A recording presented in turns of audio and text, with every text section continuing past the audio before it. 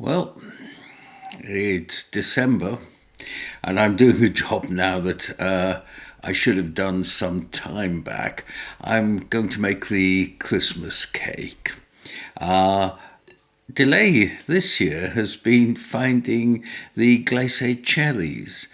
I've had to order them online because the last two supermarkets I tried in Normandy didn't have any, and it's a silly thing, but visually, I just love the sight of a cherry when you cut into the Christmas cake and it's there and it's coloured because everything else in it is actually sort of a darker, a browner colour, and you get these lovely bright little cherries just sort of popping out at you in this lovely colourful thing. Anyway, enough of that. This is my recipe for making a nice Christmas cake. So, on with the show. The hardest part of making the cake is actually just assembling all the ingredients together. And here we are. And as you can see, there's a few of them. So we're starting with the vanilla essence, which we're going to take a tablespoon. You've got your eggs, your sugar, flour, there's butter there, and then the mixed fruit. I've got dates and raisins and probably a few other bits stuck in with the raisins. And they're very dry, so I'll soak them overnight for 24 hours in some form of alcohol. And of course, this is France. So we've got almonds, walnuts. Some people like to chop them up a little bit further, but I'm fine with them as they are. 150 grams of glacé cherries, some apple pie fillings, stewed apple, whatever you can find or make. And then there's the cinnamon, which is going to give it quite a lot of spice. And the liquid that we're going to use to soak the cherries is in fact the calvados. Calvados being a form of apple brandy which is made in the area, so it seems appropriate that in Normandy you should use as many local ingredients as you can. And that's what they look like once they've been soaked. And as you can see, there's a little alcoholic beverage left. And I think I know what will happen to that. I do like a bit of calvados, it has to be admitted. And making the cake, can I stress this is one of the easiest cakes in the world to make. It's very, very hard to fail. So you're going to cream the butter and the sugar together. There's a PDF you can download in the comments section, so the ingredient quantities will be given there.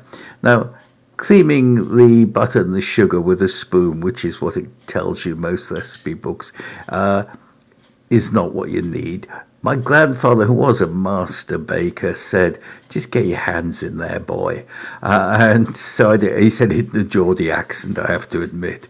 So would not have sounded anything like me. And then once it's softened a bit, get your spoon in, start creaming it. Right? Now, you're going to put 4 eggs into this, but do so one at a time. You don't want them to split off. You want them to become part and parcel of the mix that you're making. This is the glue that is going to hold all the other ingredients together. Right? So you want to make sure that it's okay. Right? And I'm, as you can see, mixing it quite gently at this point until I feel that it's becoming nice and soft and moist and liquid. And then I'm going to get in there with a whisk. I use this little one most of the time for these jobs.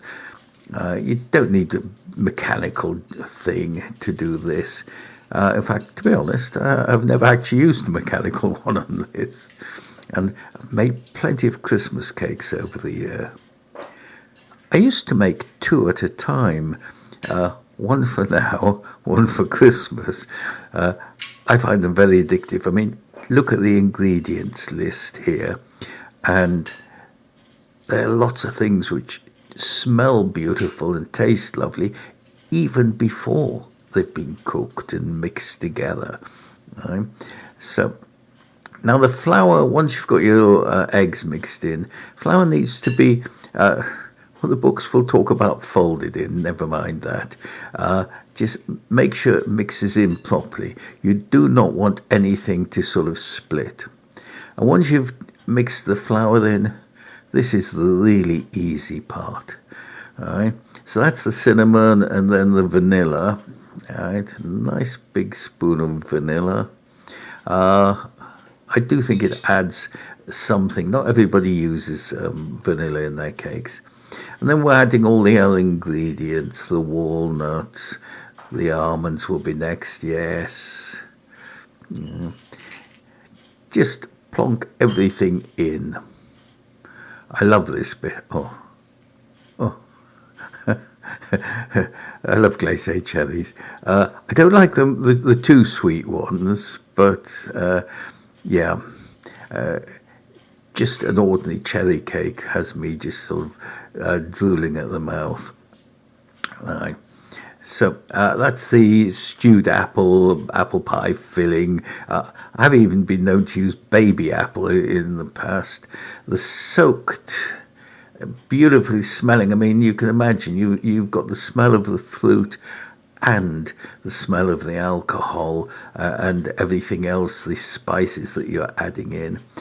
Feel free to add other spices, incidentally, if some people add things like a touch of ginger in there. Right. Now, I'm putting it in a lined or partially lined tin. It's got one of those easy access bits on it, which does make getting the cake out so much easier. And just dump it in.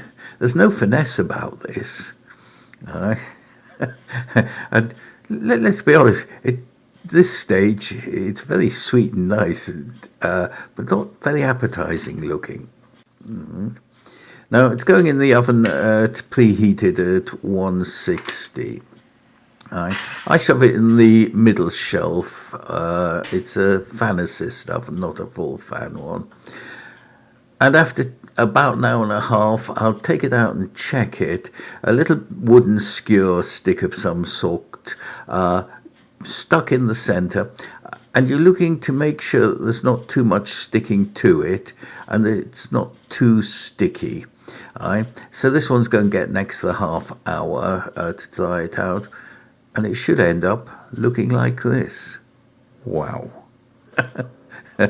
If that doesn't tempt you, nothing will.